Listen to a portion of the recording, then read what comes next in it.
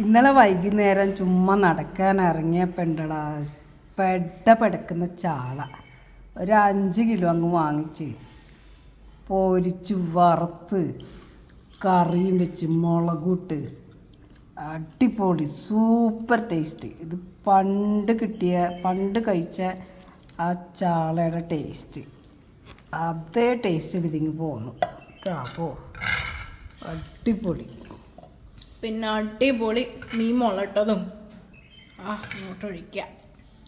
എന്നിട്ട് ചിക്കൻ പരട്ടും.